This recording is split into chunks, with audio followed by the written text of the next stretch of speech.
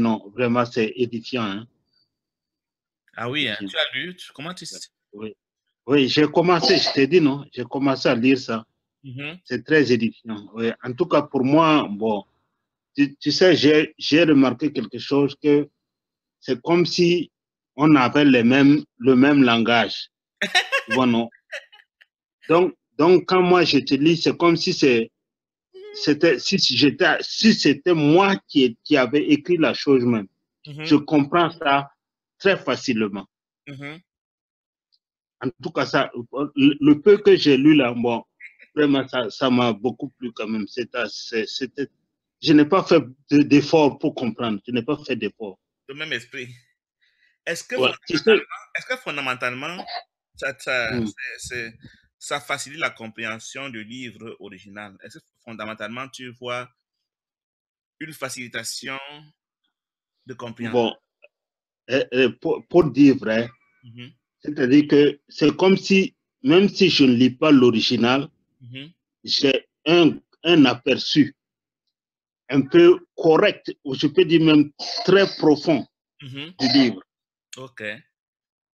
Tu sais, souvent, moi, les trucs que moi je lis chez toi, souvent quand j'écoute, par exemple, le livre audio de Un cours en miracle, j'ai dit, mais dis donc, c'est plus clair, quoi. C'est comme si c'était une répétition de ce que j'ai entendu chez toi, de ce que j'ai lu chez toi. Donc, j'ai dit, moi, oh, ça, j'ai compris ça.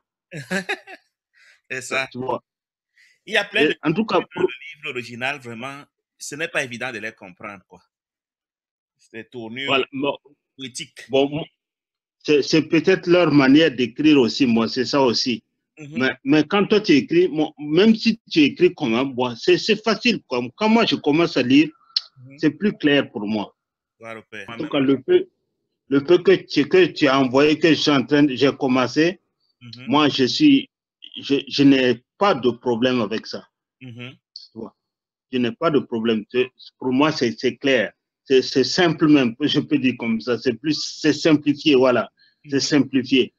Tu sais, avant ça, c'était bon, moi, je ne voulais pas, parce que je me suis dit, pourquoi penser à une autre vie, tu vois? Mais j'écoutais le livre de Gary et il dit que c'est dans cette vie, l'important, c'est dans cette vie. Faut même pas penser que tu vas tu vas revenir faire une autre vie, 2, 3, 4, 20. Non. C'est pas ton rôle. Fais ce que Ouais. tu fais Ton maintenant. rôle, c'est maintenant. Et ça, c'était quand même, quand j'ai écouté ça, j'ai dit, mais c'est ça justement. Parce que si je pense que j'ai une autre chance, j'ai 3 chances, j'ai 1000 chances pour revenir encore, tu vois, ça veut dire que c'est quoi? C'est pas ton rôle. C'est pas Mais mon tu rôle. ne peux pas tricher avec le Saint-Esprit. Si tu sais que tu n'es pas encore prêt, tu ne peux pas sauter les étapes, quoi. Je te dis que mon frère Désiré, ce qui nous a aidé, c'est le schéma que j'ai fait là, qui fait que le principe est clair dans mon esprit. Chaque fois qu'il y a une phrase, je la place dans le schéma et je trouve dans la formulation alternative. Exactement, exactement. Ça. Et puis, quand tu as le schéma à l'esprit, ou bien devant toi chaque fois, dès que tu n'as pas compris quelque chose, tu reviens sur le schéma. Ça, Tu essaies de placer. c'est ça. Quand tu places ça, tu vas voir. Parce que le chemin c'est comme Gary Renard le dit, c'est comment on appelle ça? Le imparfait.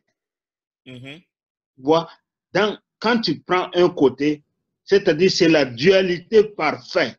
Quand tu prends l'autre côté, c'est le imparfait. C'est ça. Donc, ce qui fait que tu n'as plus à jouer sur le milieu ou bien l'extrême gauche ou l'extrême droite. Il n'y en a plus ça. La phrase d'un enseignement doit te dire, là je suis dans la dualité, là je suis dans le 1. Tu dois clairement voir à chacune de tes phrases que là maintenant, il parle de la dualité et là il parle de l'unité. Exactement. Tu dis bien chaque phrase doit être casée soit dans l'unité. Il n'y a pas de phrase qui doit être neutre, du cafouillis, des déclarations, on ne sait pas de quoi tu es en train de parler. Qu'est-ce que le jugement dernier? C'est le jour où tu vas faire toi-même le jugement de tes créations séparées de tes projections. C'est toi qui vas juger tes créations parce que tu ne peux que juger ce que tu as créé et ce que tu as projeté. Exactement. Dieu ne Parce que connaît pas d'alternative. On juge quand il y a une alternative. Pour Dieu, il n'y a pas d'alternative, donc Dieu ne juge personne parce que lui ne connaît pas l'opposé. C'est toi qui avais connu les opposés, alors voilà, c'est toi qui juges. Exactement. Tu vois. Mhm. Mais tu sais, il y a quelque chose qui m'a un peu, comment on appelle ça, qui m'a un peu choqué dans le livre de Gary là. Mhm. Parce que là-bas, il dit que moi, et c'est Purcha qui dit que moi, je serai c'est le futur de Gary. Mhm. Mais le futur de Gary est déjà là-bas, au ciel, si on veut dire. Mhm.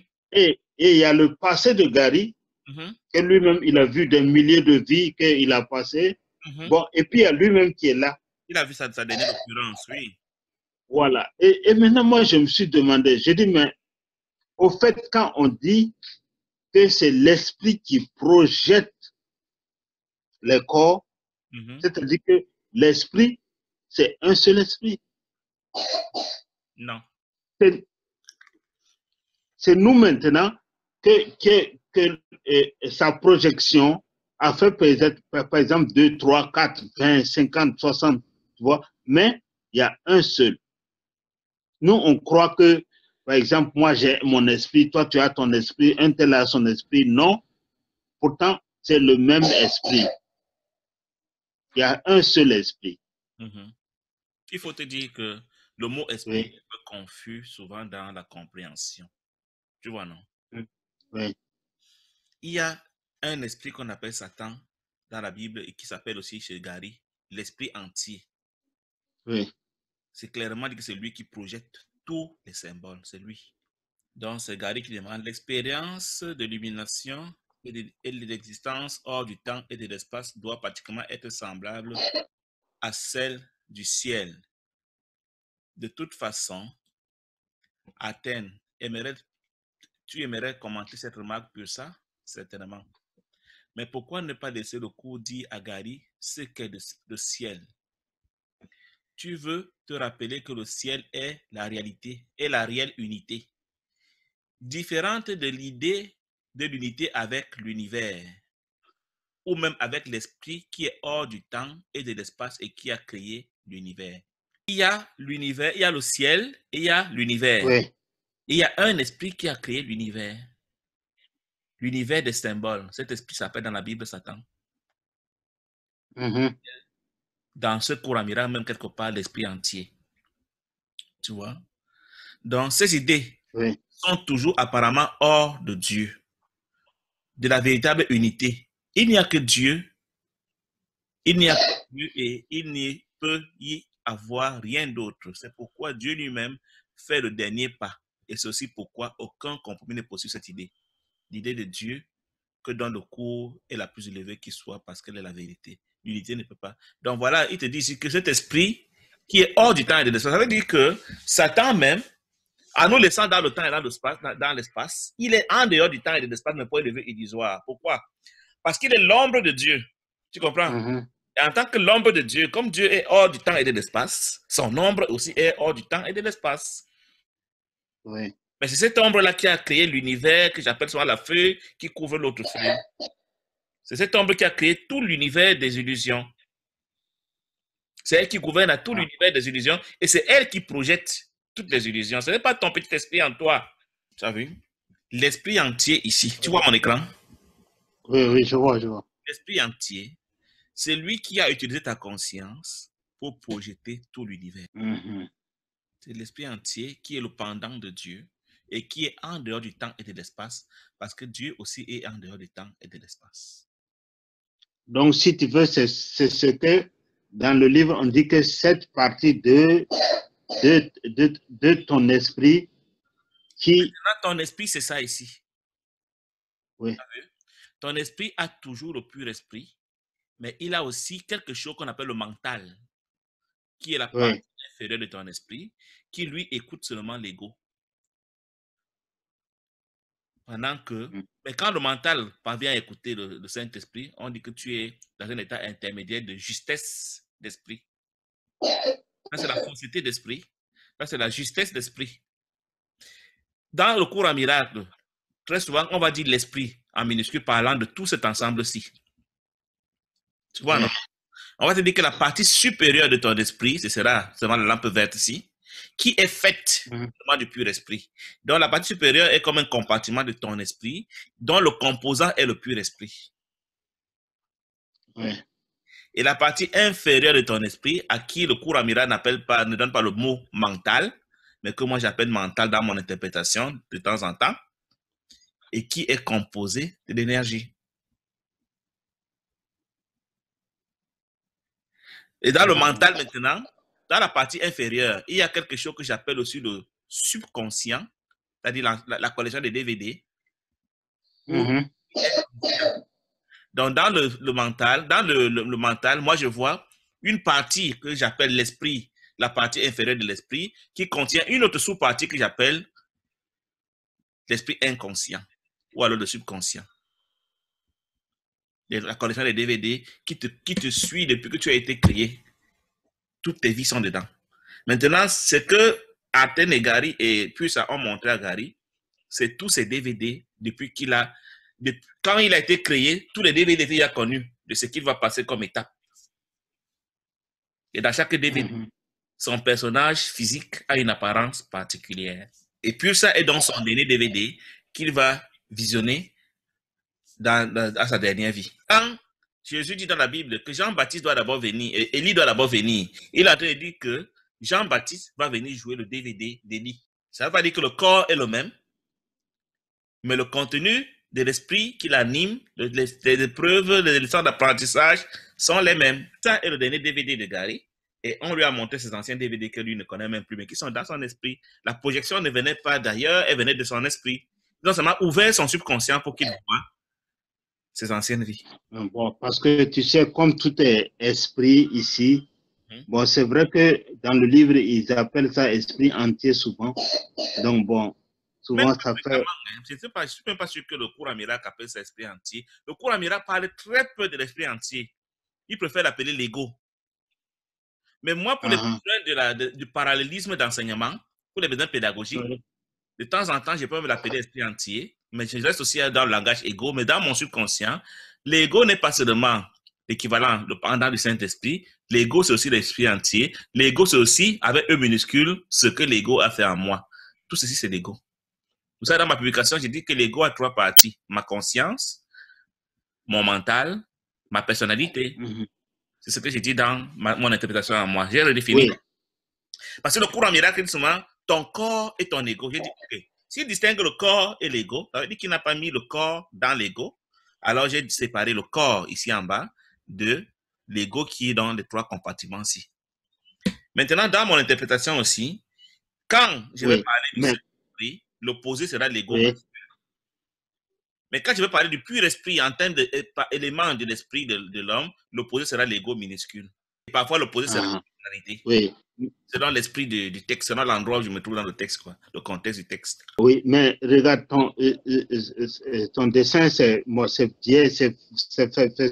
bien fait, mais il y a quelque chose que je vais peut-être que tu n'as pas prêté attention. Quand tu mets l'esprit entier, alors que dans le livre de Gary, on dit c'est une idée. L'ego, c'est comme une idée, c'est une pensée, mais qui ne s'est pas réalisée. Mais si maintenant tu mets esprit entier, alors qu'il n'existe pas, il n'est pas réalisé, il n'y a pas cet esprit entier-là, c'est toujours une pensée seulement. C'est ça maintenant qui donne à réfléchir. Non, je vais te dire, je vais te répondre. Jusqu'à en dehors du corps, tu vois, en dehors du corps humain, tout ce que tu vois en haut là, c'est des idées. L'idée s'arrête ici, c'est-à-dire Dieu est une idée. Au point où le cours Amira parle de l'idée de Dieu. L'esprit entier est une idée, c'est-à-dire l'univers n'est fait que des idées qui deviennent des pensées au niveau analytique. Tu vois, Dieu est une idée, le Saint-Esprit est une idée. Tout ça, c'est des idées. L'univers n'est fait que des idées. Les idées C'est au niveau de la conscience. J'appelle aussi ça dans mon interprétation les stimuli. La conscience est comme la porte de ton esprit où tu dois accepter le stimuli soit de Dieu, soit de l'ego. Selon le stimuli que tu as choisi, il va devenir dans une pensée dans ton esprit. Tu vois? Maintenant, quand on dit que l'ego ou bien le côté rouge n'existe pas, ça veut simplement dire que le côté rouge est l'ombre du côté vert. Quand tu te mets au soleil, tu vois ton ombre par terre. N'est-ce pas? Tu peux aussi décider de dire, je ne regarde pas l'ombre. Oui. C'est que dans le côté vert dit, moi, je ne regarde jamais l'ombre. Alors que toi, dans la dualité, tu dis, je vais aussi regarder l'ombre. C'est un choix. Et dès l'instant où tu choisis de regarder aussi l'ombre, ton paradigme est déjà faussé. Tu vas accorder des pouvoirs à l'ombre et tu vas commencer à convoiter ces pouvoirs que tu lui as accordés. Tu vas croire arracher des pouvoirs à la vérité pour les concéder à l'ombre. Tu vas commencer à fonctionner en termes de pourcentage. Alors que quand tu es dans la vérité, il n'y a que le 1, le plus maximum. Tu vois? Donc, c'est une question de perception. Je peux décider que je ne vois jamais mon ombre et du coup, je ne connais rien de ce côté-ci. C'est ce que le livre dit. C'est ce que le Saint-Esprit, c'est ce que tous ceux qui sont verts là ne connaissent rien du côté rouge. Sauf le Saint-Esprit qui est l'interface entre les deux côtés pour aller corriger les erreurs, pour aller les réinterpréter. Parce que tant que toi, tu continues à regarder à l'ombre, tu as un esprit apparemment divisé. Et le Saint-Esprit doit venir te dire que non.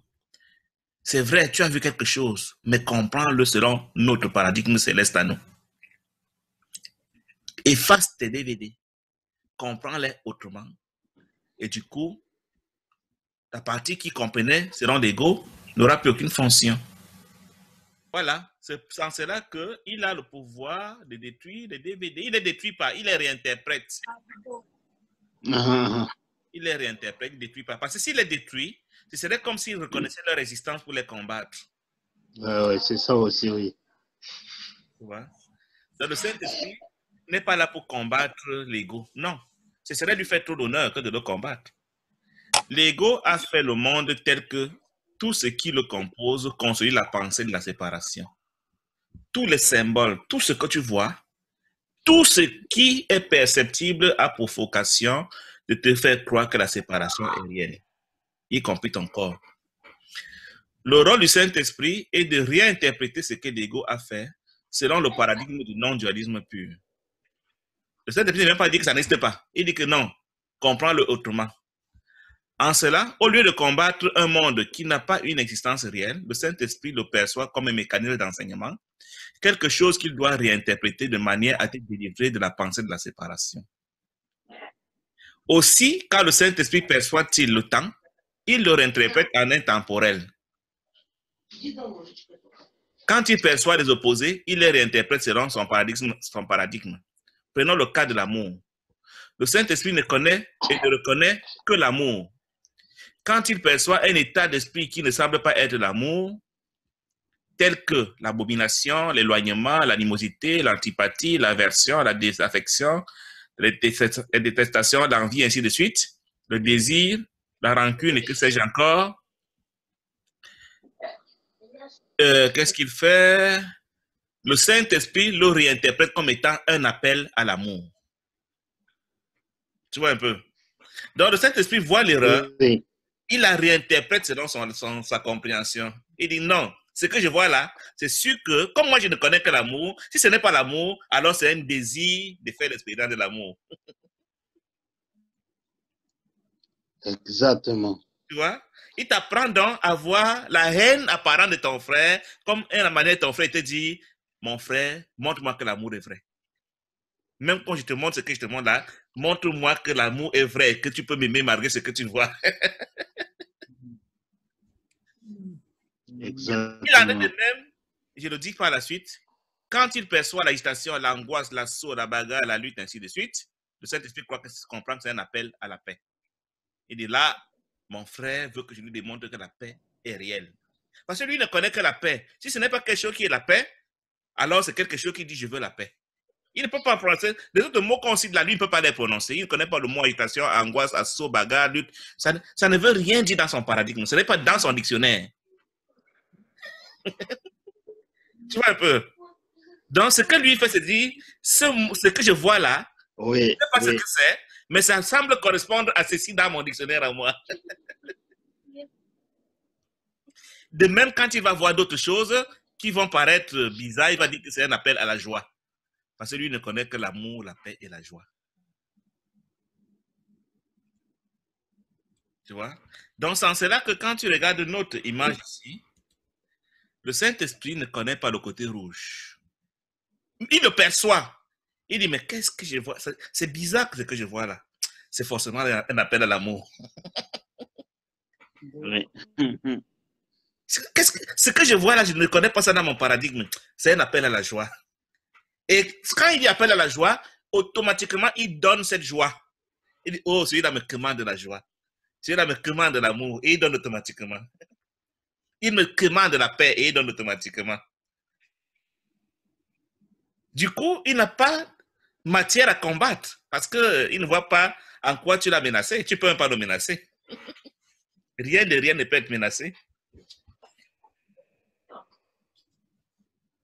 Mais c'est toi, endormi dans ton rêve, qui croit qu'il y a la dualité, qui croit qu'il y a les deux côtés, et qui a consacré même l'essentiel de ta vie à croire au côté rouge. Dans le Saint-Esprit, il te dit que non. Quand ton frère te montrait quelque chose que tu avais appelé la haine, en fait, c'était l'appel à l'amour. Donne-lui l'amour comme correction de ce qu'il est en train de comme réponse à ce qu'il est en train de te demander.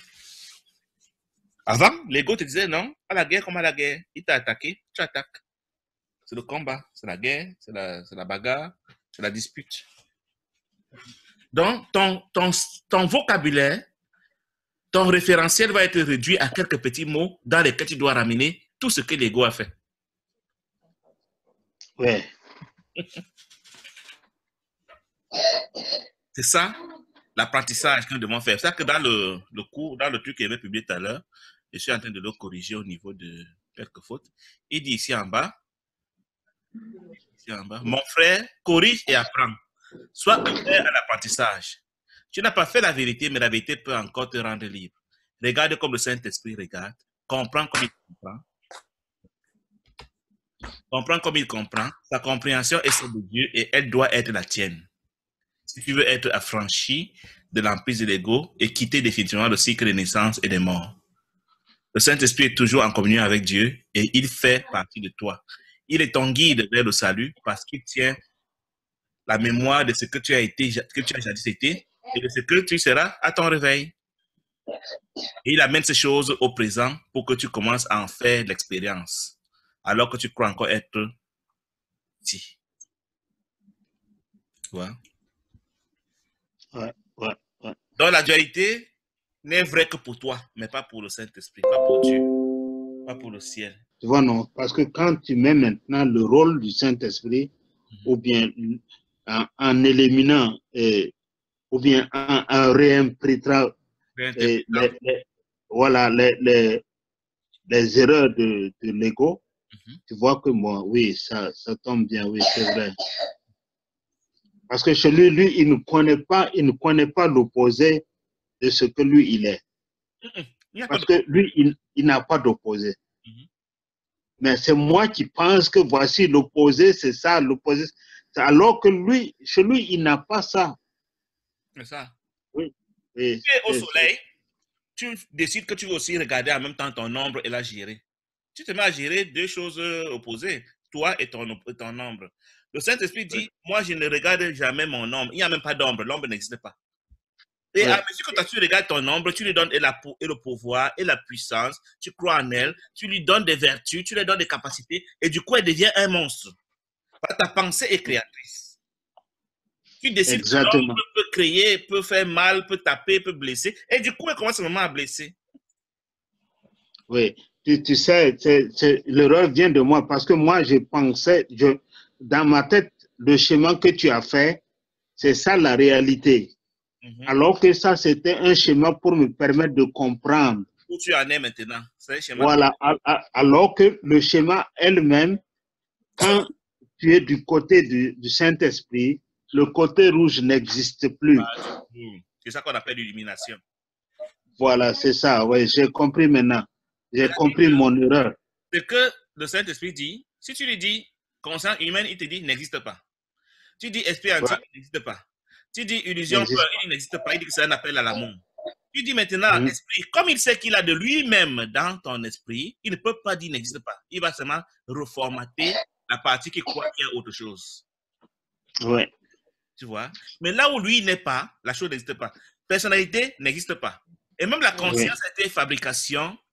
La conscience était une fabrication de l'ego. Donc, dès l'instant où tu n'as plus la partie qui écoute l'ego, tu n'as plus que le pur esprit, et c'est naturellement le pur esprit.